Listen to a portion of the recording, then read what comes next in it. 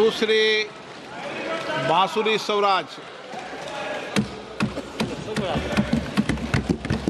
धन्यवाद अध्यक्ष जी। मैं the public examinations prevention of unfair means amendment bill 2026 के सपोर्ट में खड़ी हुई हूँ। अध्यक्ष जी, ये एक ट्रांसफॉर्मेटिव अमेंडमेंट है। इसकी न केवल आवश्यकता है बल्कि ये आज के समय की मांग भी है और इस अमेंडमेंट को लाना आदरणीय प्रधानमंत्री श्री नरेंद्र मोदी जी की संवेदनशीलता और उनकी जिम्मेदाराना सरकार का प्रमाण है। अध्यक्ष जी, जब एक कॉम्पिटिटिव एग्जामिनेशन कॉम्प्रोमाइज होता है तो उसका असर केवल उस कैंडिडेट पे नहीं होता जिसका भाग्य दांव पर लग जाता है। इसका असर तो उस उनींदी मां पर भी होता है जो सुबह 4 बजे गर्म दूध और भीगे हुए बादाम अपने बच्चे को खिलाती है। उसका असर उस पिता पर भी होता है जो अपनी इच्छाओं का त्याग कर कर उस बच्चे की फीस भरता है। स्वयं प्रधानमंत्री श्री नरेंद्र मोदी जी ने कहा है कि पेपर लीक एक घोर अपराध है और इसीलिए मैं यहाँ कहना चाहूंगी और इस सदन को आश्वासन देना चाहूंगी कि आदरणीय प्रधानमंत्री श्री नरेंद्र मोदी जी के लिए पेपर लीक को घोर पाप कहना केवल एक बयान नहीं है, ये उनकी सरकार की नीयत है। इसीलिए ये अमेंडमेंट आज यहाँ पर लाया गया। Speaker sir, a law is a living instrument. It needs to evolve with the challenges that it faces. And in a democracy as complex as ours, in a democracy as large as ours, an examination is definitely the truest, most meritocratic ritual. Because this is one ritual where under the same clock, the son of a laborer and the daughter of a CEO sit down, answer the same set of questions and get judged by the same yardstick. When such a ritual, such an examination is compromised, what gets diluted is a very holy covenant. A covenant that binds the most striving children of India. A quiet promise that in India, effort and merit alone shall prevail.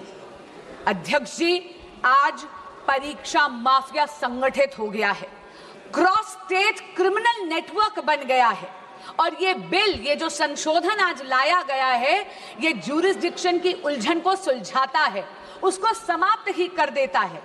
क्योंकि इस bill में ये प्रावधान है कि केंद्र सरकार एक स्पेशल टास्क फोर्स का गठन कर सकती है इन्वेस्टिगेशन के लिए और एक बार जांच शुरू हुई तो घड़ी की गिनती चलने लगती है न्याय के पक्ष में। क्यों? क्योंकि ये बिल ये प्रावधान भी देता है कि हर स्टेट और हर यूनियन टेरिटरी में एक स्पेशल फास्ट ट्रैक कोर्ट का गठन हो। यही नहीं, इन्वेस्टिगेशन एजेंसीज को ये बिल ये कहता है कि आपको मात्र 2 महीने के अंदर अंदर पूरी की पूरी प्रक्रिया समाप्त करनी है और जो फास्ट ट्रैक कोर्ट है उसको पूरा का पूरा ट्रायल 3 महीने के भीतर भीतर खत्म कर कर अपना फैसला देना है। डे टू डे ट्रायल के साथ साथ ये भी प्रावधान इस संशोधन में दिया गया है कि स्पेशल पब्लिक प्रोसिक्यूटर्स अपॉइंट करे जाएंगे। उनका एकमात्र काम होगा केवल और केवल इस प्रकार के मुकदमों की पैरवी करना और किसी भी प्रकार की अननेसेसरी एडजर्नमेंट कोर्ट नहीं देगा। अगर किसी भी प्रकार की एडजर्नमेंट कोई भी पक्ष अगर लेगा तो उसके रीजंस जज राइटिंग में नोट कर कर देगा। और अगर किसी मुजरिम को ये लगता है कि अरे अपील कर कर वहां पर अपील का टाइम लंबा खींच लूंगा, तो अध्यक्ष जी मैं ये कहना चाहूंगी कि उसका भी ये उम्मीद पूरी तरह समाप्त करता ही ये संशोधन। क्योंकि यह संशोधन यह कहता है कि appeal directly division bench of high court को जाएगी, यानी कि जहां पर 2 जजेस न्यायपीठ पर बैठे हुए हैं, और अपील भी मात्र 3 महीने के अंदर अंदर समाप्त कर कर उसका फैसला सुनाया जाएगा। अध्यक्ष जी, मैं स्वयं एक वकील हूं। हमें हमेशा एक लीगल मैक्सिम सिखाया गया, justice delayed is justice denied. यही आत्मा बन गया है इस संशोधन का, और इसके लिए मैं आदरणीय प्रधानमंत्री श्री नरेंद्र मोदी और एनडीए की सरकार को बधाई देती हूं। स्पीड के साथ साथ यह संशोधन सजा को भी और कठोर करता है। आप ये देखिए कि अगर साधारण अपराधी है तो उसको 10 लाख नहीं 50 लाख का जुर्माना देना पड़ेगा अब, और उसकी सजा भी 3 से 5 वर्ष की बजाय 5 से 10 साल तक बढ़ा दी गई है। अगर कोई सर्विस प्रोवाइडर इसमें जुर्म करता है तो उसका जुर्माना बढ़ाकर 5 करोड़ रुपए कर दिया गया है, और 8 साल के लिए उसको डीबार कर दिया जाएगा। और यही नहीं, अगर कोई क्रिमिनल ऑर्गेनाइजेशन इसमें है, कोई संगठित अपराध इसमें अगर पाया जाता है, तो मिनिमम फाइन 10 करोड़ रुपए कर दिया गया है, और जेल का टर्म 7 से 10 वर्ष कर दिया गया है। And therefore, Speaker Sir, this amendment protects merit, it preserves fairness, and safeguards the dreams of India's youth. It provides for expeditious investigation. It provides for time-bound trial procedures while reinforcing institutional accountability across the entire examination ecosystem. This amendment is the product of a responsive governance by a responsible Modi government. But Speaker Sir, this reform is not in isolation. अध्यक्ष जी, प्रधानमंत्री श्री नरेंद्र मोदी जी तो वो नेता हैं जो youth lead development का मूल मंत्र देते हैं विकसित भारत के संकल्प को सिद्ध करने के लिए, और इसीलिए परीक्षा में चर्चा कर कर उन्होंने अपने व्यक्तिगत समय का निवेश करा है इस देश के युवाओं में। उन्होंने तो ये सुनिश्चित करा है कि हमारे देश का बच्चा एग्जाम वॉरियर से एग्जाम वॉरियर बन जाए। पिछले 12 वर्षों में शिक्षा के क्षेत्र में मोदी सरकार के अथक प्रयासों से रिफॉर्म एक्सप्रेस चल रही है। आप देखिए 12 सालों में अध्यक्ष जी, medical colleges and medical seats have doubled, दुगनी हो गई है उनकी संख्या। यही नहीं, आईआईटीज अब 16 के बजाय बढ़कर 23 हो गई हैं। आईआईएम्स 13 से बढ़कर 21 हो गई हैं। Functioning AIIMS, all India institute of medical sciences अब 7 नहीं, मोदी सरकार के कार्यकाल में 7 से बढ़कर 20 हो गई हैं। यही नहीं, नंबर ऑफ यूनिवर्सिटीज भारत में मोदी जी के कार्यकाल में 60% से ज्यादा हो गई हैं, बढ़ गई हैं। As far as higher education enrollment statistics are concerned, अध्यक्ष जी, 91 लाख additional students अब higher education के institutes में enroll करते हैं, जिसमें से 50 लाख महिला students हैं, female students हैं, और हाँ, SC students की enrollment तो 44% हो गई है। ST students की संख्या बढ़कर 65% हो गई है। अध्यक्ष जी, ये विस्तार केवल अफसरों का विस्तार नहीं है, ये सामाजिक न्याय का विस्तार है। लेकिन मोदी सरकार ने रिफॉर्म्स को केवल इंस्टीट्यूशंस तक सीमित नहीं रखा, डिजिटाइज कर कर यह सुनिश्चित कर दिया कि दीक्षा के माध्यम से एजुकेशन हर बच्चे के मोबाइल फोन तक पहुंच जाए। ईट पाठशाला के माध्यम से पूरी की पूरी लाइब्रेरी अब बच्चों की हथेली में है। CUET जैसा एडमिशन प्रोसेस के लिए एग्जामिनेशन लाकर एडमिशन प्रोसेस को और ज्यादा पारदर्शी यानी ट्रांसपेरेंट बना दिया, और NEP 2020 में भारत की एजुकेशन सिस्टम को रिजिड स्ट्रीम से मुक्त कर दिया गया है। यदि कोई स्टूडेंट बायोलॉजी के साथ साथ म्यूजिक पढ़ना चाहता है तो उसको अब अपनी प्रतिभा में किसी एक सब्जेक्ट का चयन करने की जरूरत नहीं है, क्योंकि नरेंद्र मोदी जी ने यह सुनिश्चित कर दिया है कि प्रतिभा ना परिस्थितियों की अधीन होनी चाहिए और ना ही एजुकेशन स्ट्रीम्स की मोहताज।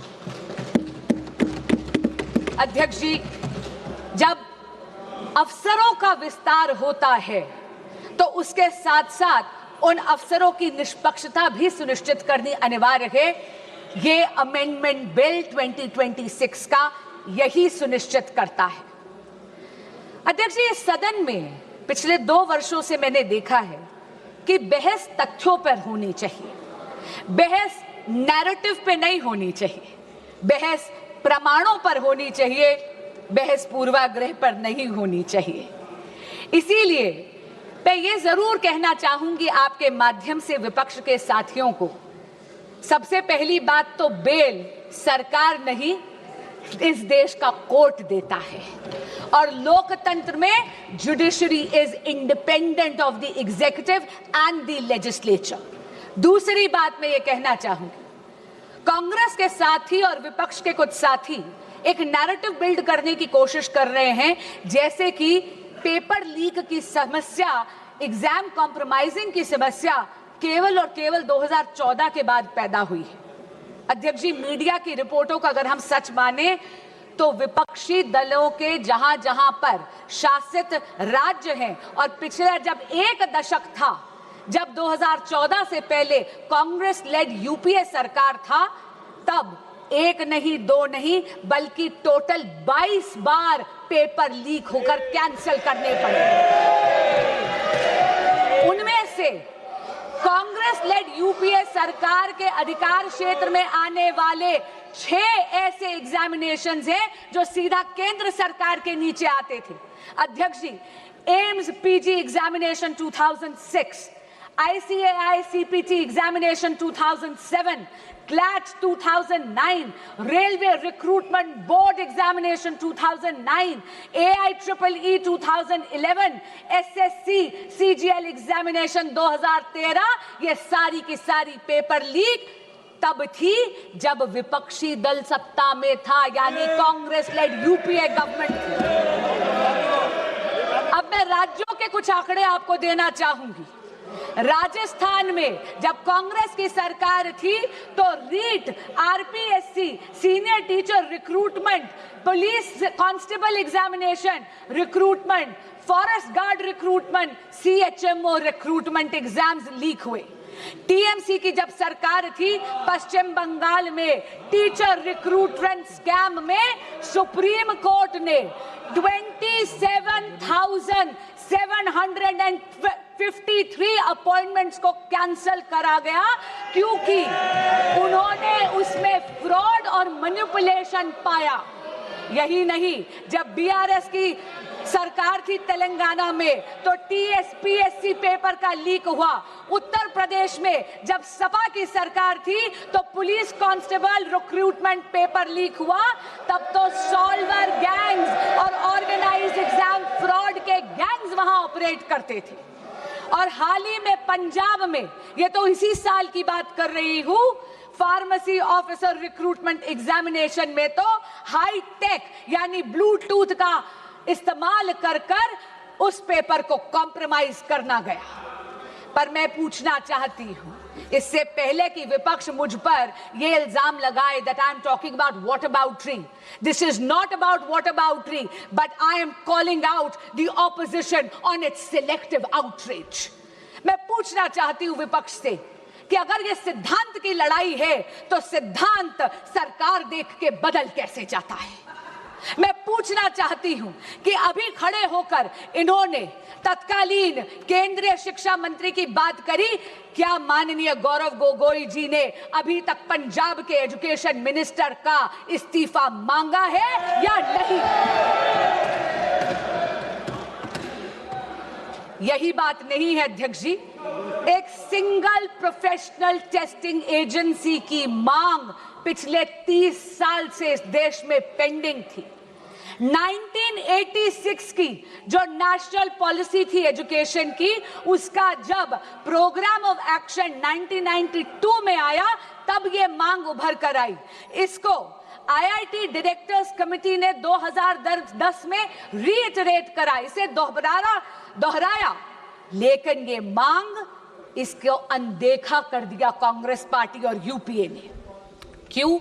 क्योंकि उनको कोई फर्क नहीं पड़ रहा था कि इस देश के युवा का भविष्य कसौटी पर नहीं उखड़ रहा था। उनको कोई फर्क नहीं पड़ रहा था कि इस देश के युवा का भविष्य उसकी बलि दी जा रही थी। ये तो नरेंद्र मोदी की सरकार आई, एनडीए की सरकार आई तो 2017 में एनटीए का गठन हुआ। अध्यक्ष जी, जहां पर कांग्रेस शासित यूपीए ने पॉलिसी वैक्यूम करा, वहीं पर अगर मैं जेनजी की भाषा को बोरो करूं, then I will have to say Modi ji clocked it and provided a legislative solution. But while Narendra Modi provided an anti-paper leak law, a very robust law, which today is being even more formidable, all that the opposition did was chase political opportunism. अध्यक्ष जी, फर्क साफ है। फर्क केवल सरकार का नहीं, फर्क सोच का भी है। यूपीए का मंत्र है delay, deflect and deny. Modi का मंत्र है डिटेक्ट, डिसाइड एंड डिलीवर।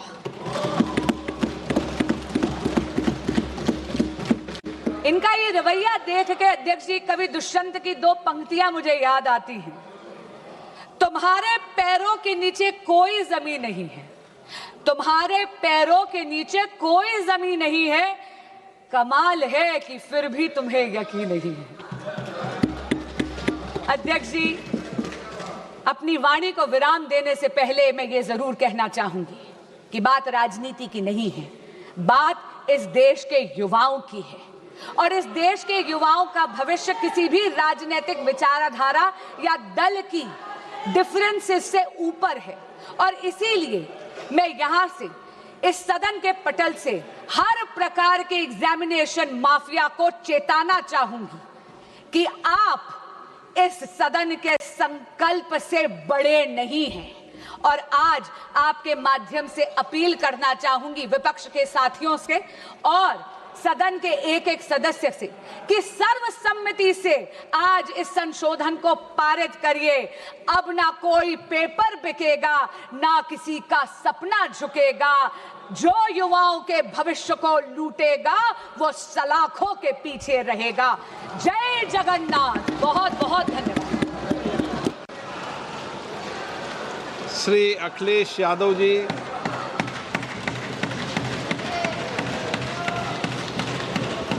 अध्यक्ष महोदय, मैं आपका धन्यवाद देना चाहता हूं कि इस महत्वपूर्ण विषय पे मुझे बोलने का मौका दे रहे हैं। मैं अपने साथी माननीय सदस्य गौरव गोगोई जी के से सहमत हूं। बहुत सारे महत्वपूर्ण उन्होंने बिंदु उठाए। और अध्यक्ष महोदय,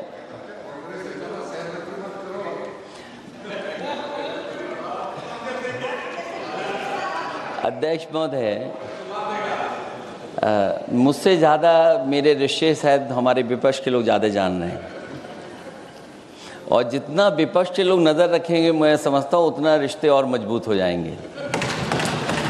अध्यक्ष महोदय, मैं आंदोलन को बहुत दूर से देख रहा था और उस आंदोलन में जो जीत के बाद नारा लगा, एक नारा लगा अध्यक्ष महोदय,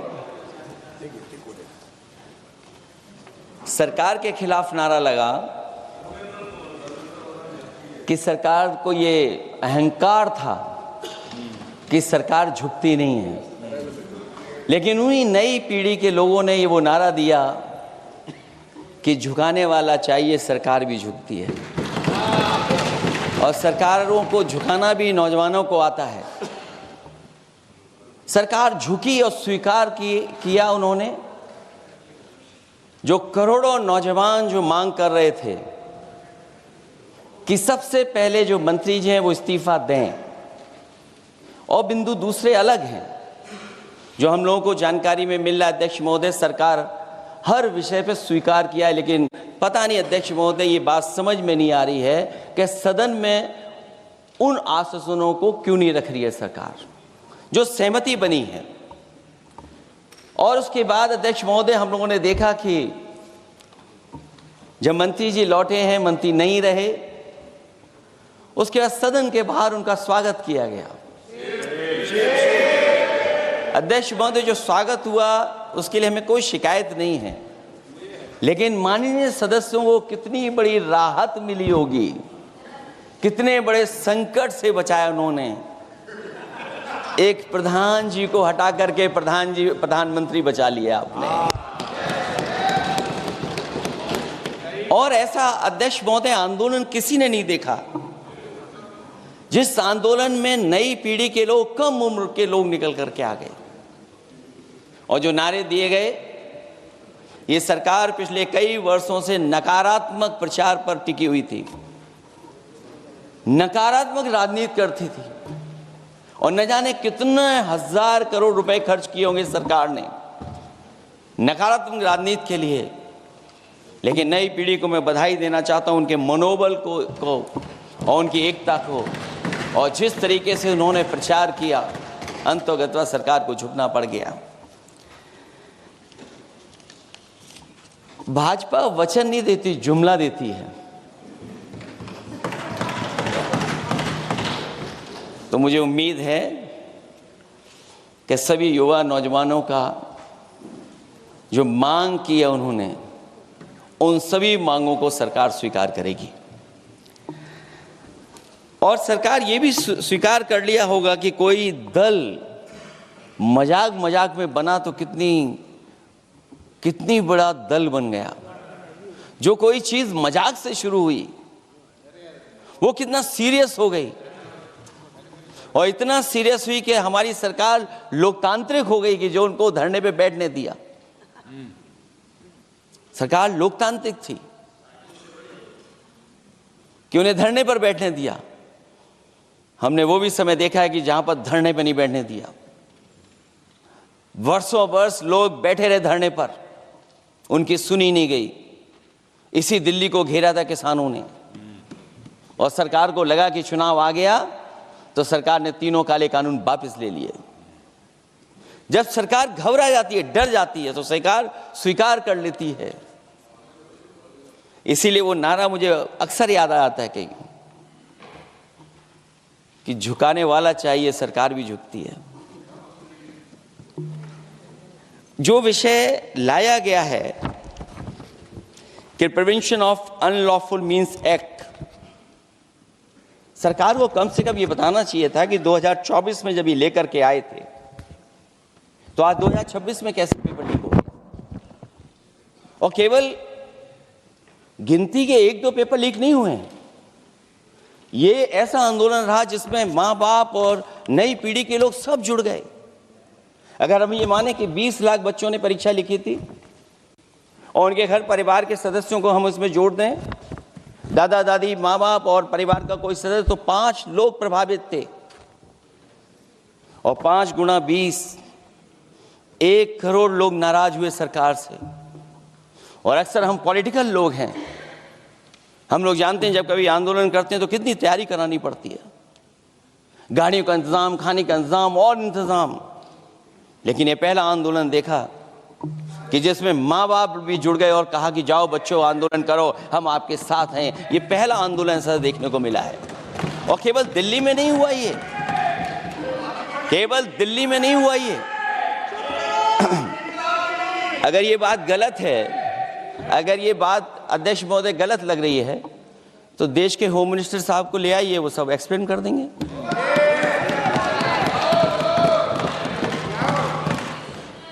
पहला आंदोलन जिसमें माँ बाप ने साथ दिया, क्योंकि परीक्षा से कितना दुखी हैं लोग। ये जो परीक्षाएं लीक हुई हैं, कई महीनों पहले ये किताब बना दी थी। और अध्यक्ष महोदय, जो लोग चढ़ावा चोरी नहीं बचा पाए, वो पेपर लीक कैसे बचा पाएंगे? जो भगवान के दरबार से दान गायब हो गया, दान चला गया। वो लोग पेपर लीक बचाएंगे। किस कानून को, जो कानून पहले बनाया उसी कानून का संशोधन करके लेकर आए हैं। किसकी आंखों में आप धूल झोंक रहे हैं? और अगर कानून से बच रहा होता तो भाजपा की 10 साल की सरकार में 20 परीक्षाएं कैसे लीक हो गई? 20 परीक्षाएं लीक हुई अध्यक्ष महोदय, जिसमें कोर्ट तक जाना पड़ा, उसके बाद परीक्षा रद्द हुई है। दरोगा भर्ती का पेपर लीक हो गया, जूनियर इंजीनियरिंग के भर्ती का पेपर लीक हो गया, ग्राम विकास पंचायत अधिकारी का पर्चा लीक हो गया, नलकूप चालक भर्ती का यूपी टीईटी का परीक्षा लीक हुआ, और एक बार नहीं हुआ 3 बार पेपर लीक हुआ यूपी टेट का। हाई स्कूल बोर्ड का परीक्षा लीक कर दिया, इंटरमीडिएट की बोर्ड की परीक्षा लीक हुई, इंटरमीडिएट का फिर परीक्षा का लीक हुआ, कई बार हुई, सिपाही भर्ती लीक हुई। आप सोचिए कितनी परीक्षाएं लीक हुई हैं। और नीट परीक्षा कोई पहली बार लीक नहीं हुई, दोबारा लीक हो गई, कानून बनने के बाद लीक हुई। सहायक प्रोफेसर भर्ती लीक है, लेखपाल भर्ती लीक हुई। यूपी जैसे स्टेट, जो सबसे बड़ा स्टेट है, जहां से प्रधानमंत्री चुन करके आते हैं, वहां तक पेपर लीक हो जा रहा है। और जो संस्था परीक्षा एग्जामिनेशन करा रही है, वो एनटीए में भी आउटसोर्स कर दिया आपने। हम विपक्ष के लोगों को तो डर ये लगता है अध्यक्ष महोदय, कहीं ऐसा ना हो कि ये पूरी सरकार को आउटसोर्स कर दें। आउटसोर्स सरकार है, जो सबसे विश्वसनीय संस्था है, उसमें आउटसोर्स पे आपने कर्मचारियों को रखा हुआ है। किस बात की जवाबदेही है? यही अकाउंटेबिलिटी है आपकी?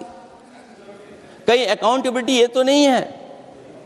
आप अकाउंटेबिलिटी को ये न कहीं समझ बैठे हो कि अकाउंट को भर दे वो एबिलिटी वाला ही हमें चाहिए? कहीं वो अकाउंटेबिलिटी तो नहीं है?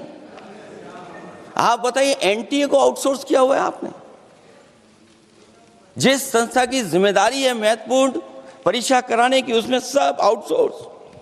और ये सच कहा कि कांग्रेस पार्टी के माननीय सदस्य ने मांग की है कि वो हम लोगों को पता होना चाहिए आखिरकार कौन लोग थे जो आउटसोर्स होकर के बैठ करके परीक्षा में इस तरह की घोटाला कर रहे थे। आखिरकार जवाबदेही क्या है, किसकी थी? और फिर केवल नीट की परीक्षा की बात करें और परीक्षाओं की बात करें, अगर हम अध्यक्ष महोदय, जब से सरकार बनी है तब से सरकार की कोशिश रही है कि शिक्षा, परीक्षा और यूनिवर्सिटी का ताना बाना पूरा ध्वस्त हो जाए, उसको एक रंगी बना दें हम, उसमें अंडरग्राउंड अनरजिस्टर्ड लोग शामिल हो जाएं। ये पिछले जब से भारतीय जनता पार्टी की सरकार आई है तब से हो रहा है। और फिर शुरुआत कहां से होती है? क्योंकि आप नहीं चाहते कि देश के गरीब लोग पढ़ें लिखें, आगे बढ़ें। सरकार ने सबसे पहले हमला किया प्राइमरी स्कूल पर, और प्राइमरी स्कूल कितने बंद किए हैं आपने? जहां से बच्चे की शिक्षा की यात्रा शुरू होती है। एक गरीब परिवार का बेटा, बच्चे कहां से पढ़ करके निकलते हैं? सबसे पहले प्राथमिक शिक्षा सरकारी स्कूलों से पढ़ करके निकलते हैं। हमारे बहुत सारे माननीय सदस्य होंगे, वो उन्हीं प्राथमिक विद्यालयों से पढ़ करके आज इस सदन तक पहुंचे होंगे। आपने सबसे पहले स्कूलों पे हमला किया, और प्राइमरी से लेकर के नौकरी तक पे आपने हमला किया है। युवाओं के भविष्य पर आपने चोट पहुंचाने का काम किया है। और जो प्राइमरी स्कूल जो आपने बंद किए हैं, वो इसीलिए बंद किए हैं आपने कि पिछड़े, दलित और गरीब के वर्ग के परिवारों के बच्चे पढ़ लिख न जाएं। क्योंकि आज भी अगर हम देखते हैं प्राइमरी स्कूल में कौन पढ़ने जा रहा है? सबसे समाज के गरीब परिवार के बच्चे पढ़ करने जा रहे हैं। सबसे पहला हमला आपने वही किया, और इसीलिए किया क्योंकि नींव पर ही अगर हमला होगा तो ये आगे नहीं बढ़ पाएंगे। जो आंकड़े सरकार के बताए गए हैं, 1 लाख से ज्यादा सरकारी प्राइमरी स्कूल बंद कर दिए सरकार ने। और अगर ये बात गलत है तो हमें उम्मीद है सरकार इस पर भी जवाब देगी। और अगर हम आंकड़े निकालें तो जो आंकड़े दिखाई दे रहे हैं, यूपी में सबसे ज्यादा प्राइमरी स्कूल बंद हुए हैं। और ये सरकार के आंकड़े हैं कि 7 लाख से ऊपर विद्यालय थे जो अब 6 लाख रह गए हैं। और यूपी में तो सबसे ज्यादा बंद हुए हैं। उत्तर प्रदेश में 26,386 सरकारी प्राइमरी स्कूल बंद कर दिए सरकार ने। और केवल प्राइमरी स्कूल बंद नहीं किए हैं, नौकरी पे भी हमला किया है। 69,000 शिक्षक भर्ती को लेकर के बड़े पैमाने पर घोटाला किया गया। और घोटाला इतना बड़ा है कि वो सभी कोर्टों में गए हैं और पिछले कई वर्षों से आंदोलन कर रहे हैं। कोई स्थान नहीं बचा अध्यक्ष महोदय जहां पर वो शिक्षक भर्ती के लोग न गए हों। मंत्रियों के यहाँ गए हैं, आंदोलन किया है, हाई कोर्ट गए हैं, सुप्रीम कोर्ट गए हैं। लेकिन देखिए सरकार भी कमाल की है कि सरकार उनको नौकरी नहीं देना चाहती। और इसलिए नौकरी नहीं देना चाहती है क्योंकि उन्होंने भर्ती गलत की है। और भर्ती में जिन लोगों का अधिकार छीना है वो सबसे ज़्यादा पिछड़े और दलित परिवार के बेटे, जिनका अधिकार इस सरकार ने छीना है। और ये अगर बात नहीं ठीक है तो हमें उम्मीद है कि सरकार इसका भी जवाब देगी। माध्यमिक स्कूलों को भी बंद किया जा रहा है और बड़े पैमाने पे स्कूल बंद हुए हैं। और जो बोर्ड की परीक्षाएं लीक हुई हैं, पूरे देश में बड़े पैमाने पर बोर्ड परीक्षाओं के पेपर लीक किए गए हैं। अध्यक्ष महोदय, हम जानना चाहते हैं कि आखिरकार 10वीं और 12वीं के पेपर लीक क्यों हो रहे हैं? 10वीं और 12वीं के पेपर लीक क्यों हो रहे हैं? इसके लिए अगर कोई सरकार के पास जवाब हो तो बताएं।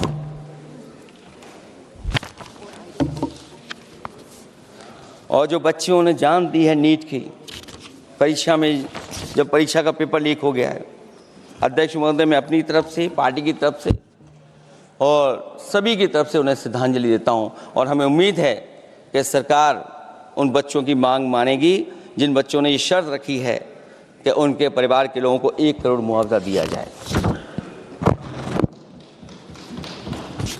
जब उच्च शिक्षा में जिस तरीके से भर्ती हो रही है अध्यक्ष महोदय, जो उच्च शिक्षा की भर्ती है उसमें जो अपॉइंटमेंट हो रहे हैं उनके बारे में तो क्या चर्चा करें। कि जब संस्था पे सबसे ऊपर बैठा व्यक्ति ही अन्याय करेगा तो पूरी संस्था में अन्याय होगा। जब से ये सरकार आई है, जो बड़ी बड़ी संस्थाएं हैं उन सब संस्थाओं में एक रंगी लोगों को बैठा करके उन संस्थाओं को ध्वस्त करने का काम कर रहे हैं। और न केवल उन संस्थाओं को खराब कर रहे हैं, बल्कि अध्यक्ष महोदय, उत्तर प्रदेश में एक स्वतंत्र सेनानी, उनके नाम पर यूनिवर्सिटी बनी, मौलाना जौहर यूनिवर्सिटी। यूनिवर्सिटी बनकर के तैयार हो गई। इन्होंने कोई सरकारी यूनिवर्सिटी नहीं बनाई। और अगर कोई प्राइवेट यूनिवर्सिटी बन भी गई है तो उसको भी हथौड़ा लेकर के तोड़ने की तैयारी कर रहे हैं ये लोग। ये नफरत की राजनीति कहां लेकर के पहुंचा देगी।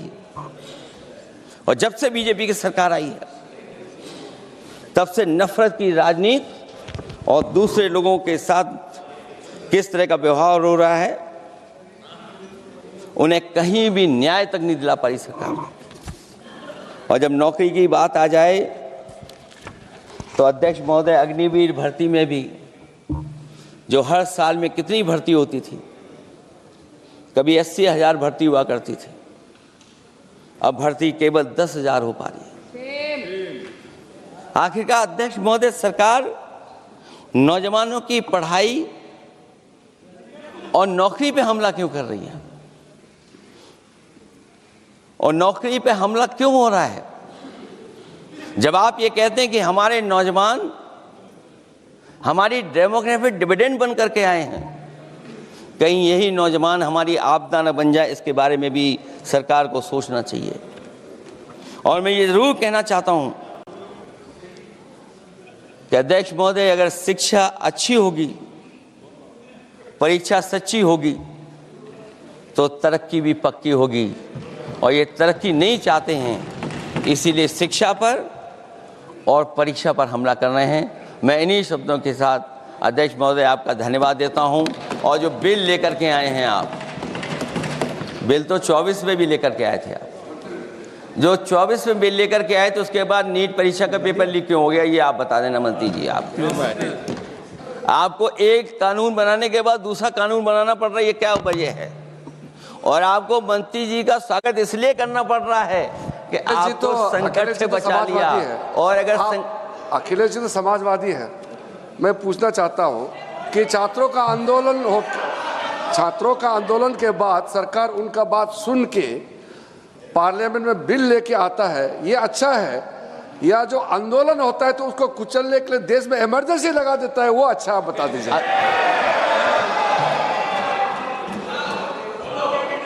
अध्यक्ष महोदय, अध्यक्ष महोदय, मैं इमरजेंसी को तो नहीं देखा हूं, लेकिन इमरजेंसी में क्या क्या हुआ है वो अभी दिल्ली की राजधानी में भी देखने को मिल गया है। आंसू के गैस के गोले और लकड़ी में लगा हुआ कुछ कील का और कांटे की चीजें, उस समय करंट नहीं लगाया जाता था, इस बार करंट लगाया गया। तो ये इमरजेंसी के बराबर ही हुआ है हमला, कम नहीं है। इमरजेंसी से कम अन्याय नहीं कर रहे हैं आप लोग। और याद करिए अध्यक्ष महोदय, अगर इमरजेंसी इन्हें याद आ गई है, अगर इमरजेंसी अध्यक्ष महोदय ने याद आ गई है, तो इमरजेंसी के बाद भी परिवर्तन हुआ था और हमें भरोसा है कि इसके बाद भी परिवर्तन होगा। और अध्यक्ष महोदय, मैं आखिरी में कहना चाहता हूं, कानून से नहीं, नियत साफ होगी तब नीट का परीक्षा साफ होगी। सवाल कानून का नहीं है, आपकी नियत साफ नहीं है। और जिस समय आपकी नियत साफ होगी तो परीक्षा भी साफ हो जाएगी। और हमारे साथी जो कुछ और बातें उठा रहे हैं, आज मौका नहीं है, लेकिन आपको भगवान भी माफ नहीं करेंगे, क्योंकि आप चढ़ावा चोरी में शामिल हुए हैं। और चढ़ावा ही नहीं, जो गुप्त दान था वो भी चोरी हुआ है, गुप्त दान। और ये पाप की श्रेणी में नहीं आता है, महापाप की श्रेणी में आता है। Akhilesh ji bill pay. और अध्यक्ष महोदय, आखिरी में मैं इतना ही कहना चाहता हूं, शिक्षा की रक्षा के लिए जो आंदोलन हुआ है वो हमेशा आंदोलन जीतेंगे। बहुत बहुत धन्यवाद, बहुत बहुत आभार प्रकट करता हूं आपका। Shri Abhishek Banerjee. Thank you, sir. I rise here today to speak on the Public Examination Amendment Bill 2026. We support this bill, but I want to make it very clear in the beginning that just because we support this bill doesn't mean, or the government should expect us to applaud those who set the world on fire because they turn up with a bucket of water. We support this bill and the amendment because no responsible political party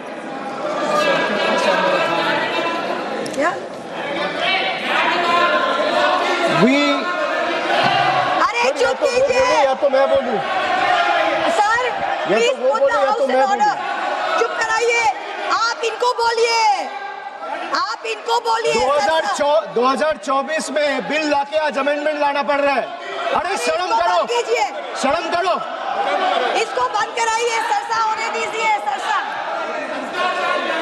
Sir, every student deserves the... Sir, every student deserves... बैठिए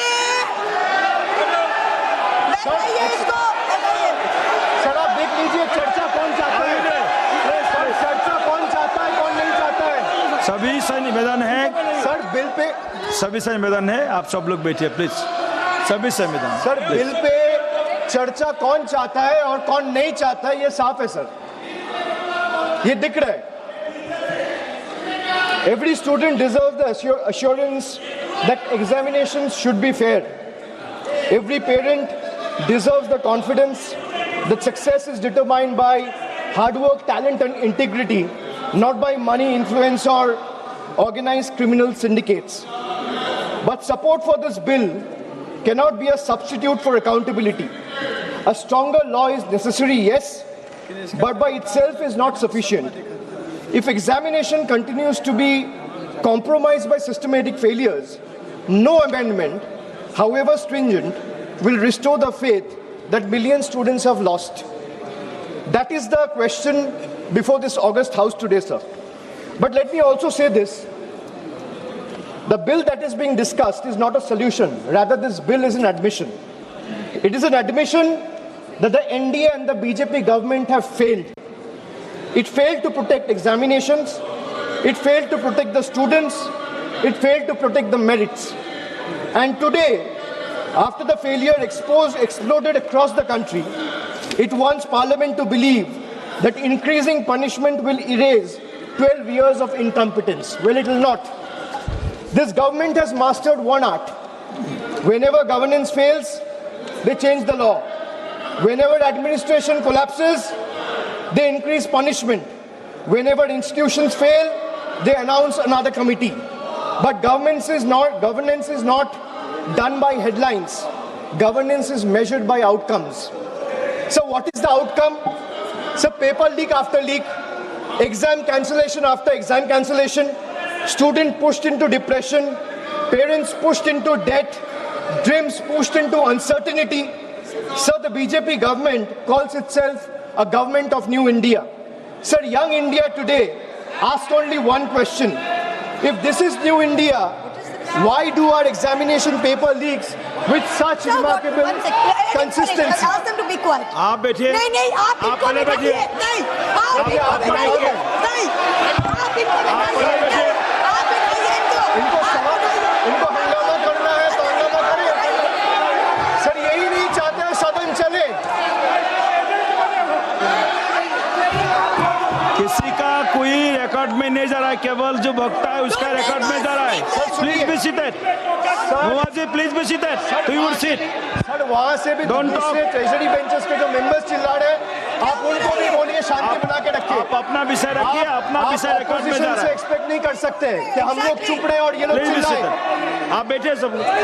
sir मैं बैठा हुआ। He is disturbing continuously. Don't disturb the speaker, please. Discussion. Don't disturb the speaker. The treasury benches doesn't want the house to run. They don't want discussion. Those two are going on disturbing. No, you are not allowed No, to speak. sir, No. you tell them no. Why No. not? sir. If No, they can Mohanji. speak from there, This type of behavior you not can't good. silence and stifle the voice of Please sit. opposition. Please sit. You cannot do that. Please sit. No.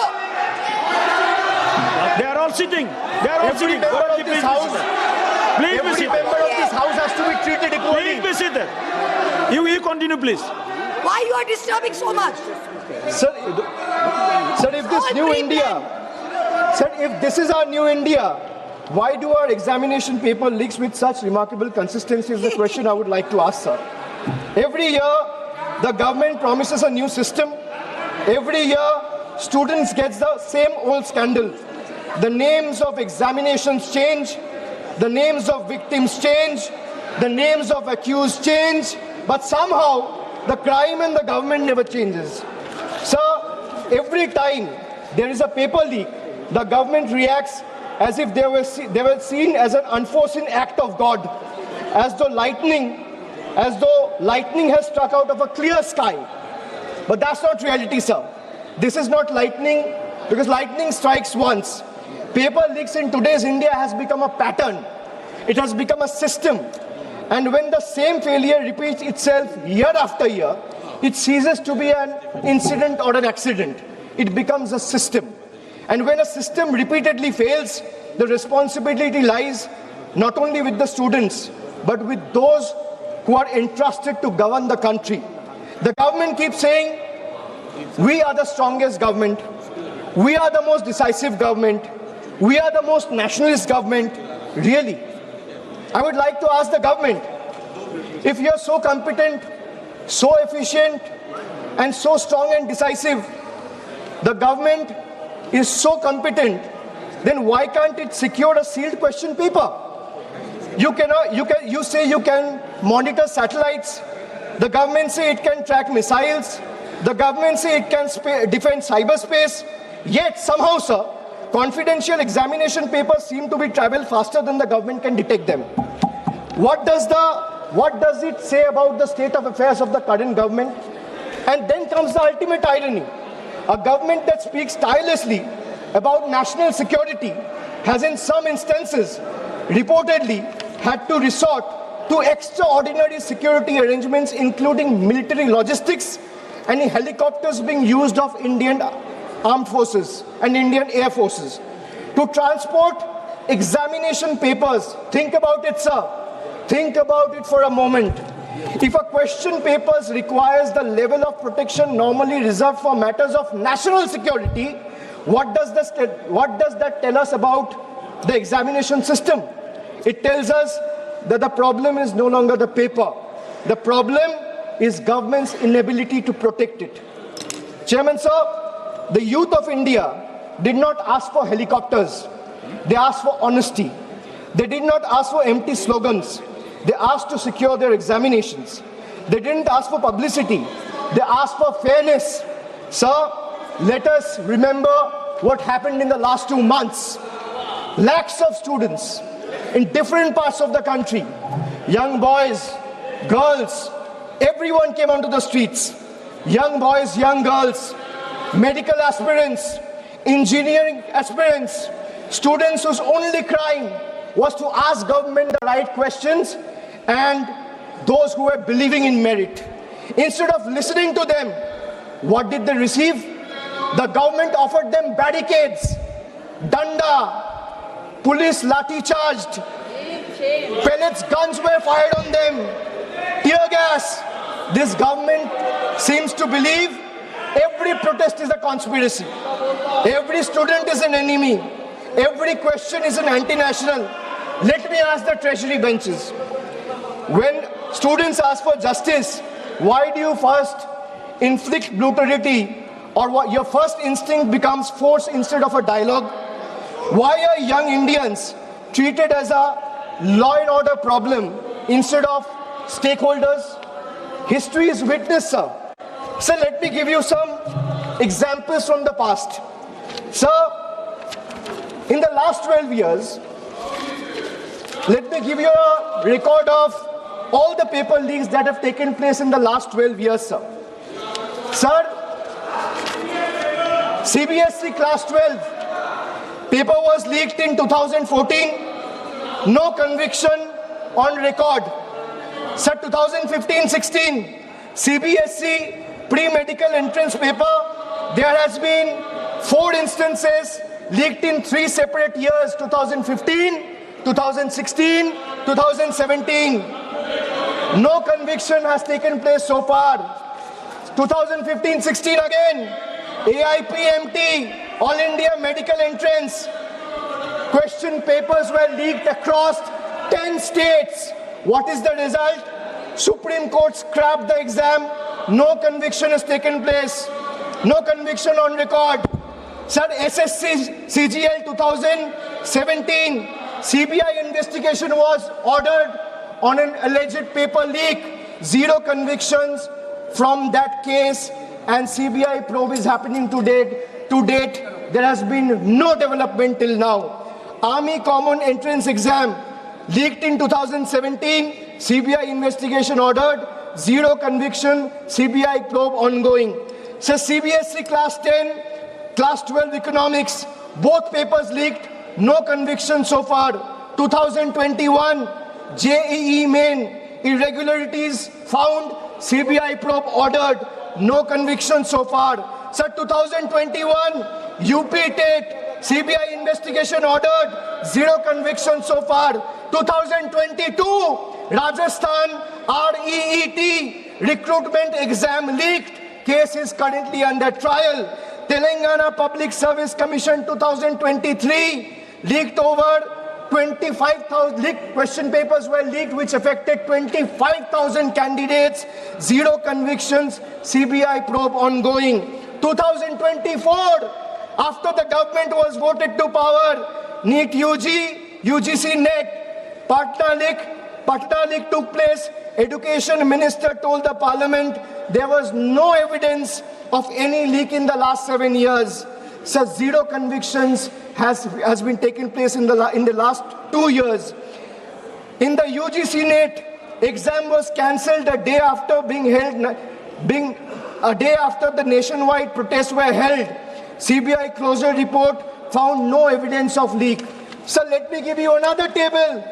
Sir, in the last 12 years, at least 17 exam-related fraud investigation, including NEET, UG 2024, UGC NEET, SSC CGL, JEE Main, WBSSC, HP Police. These are all being probed by CBI, but there has been 0 conviction in the last 12 years. Enforcement Directorate, at least 11 PMLA proceedings attaching crores in alleged proceeds. There has been 0 conviction in the last 12 years. Sir, the government, the BJP government should remember, every generation eventually writes its own report card. And the report card this generation is preparing for the current incumbent and the NDA government will have only one word on the top of the report card, which will say failed. Failed to protect the examination, failed to protect merit, failed to protect trust, failed to protect one's dignity and honor. So the government now say, we have increased punishment. Wonderful. But punishment for whom? For criminals? Good. For organized syndicates? Good. But where is the punishment for administrative negligence, sir? Where is accountability of examination authorities? Where is the accountability of ministries? Where is accountability of the officials? Where is the accountability of vendors who failed lakhs of students? The bill is almost completely silent on this very pertinent question, sir. This is the government's model. Privatize responsibility, nationalize credit, and socialize failure. Chairman, sir, the government has informed Parliament that it doesn't maintain any data on paper leaks. Imagine, it says it doesn't maintain any data on paper leaks. The government knows how many toilets it has built. They know how many bank accounts exist. They can conveniently use Pegasus to spy on opposition members to keep a track of their phones and messages. How many digital transactions happens every second, but it does not know how many examination papers were leaked. And now let us examine the performance, sir. The fact that we are debating this amendment and discussing this amendment today, 2 years after the main bill was brought in the House, is a testament to the fact that the bill was a complete failure. And every 2 years or 1 year, government needs a new amendment. So today, 2 years later, this government itself is bringing amendment because they also realize that the problem persists. If implementation fails, how does increasing the sentence solve the problem? A weaker investigation doesn't become strong because punishment becomes harsher.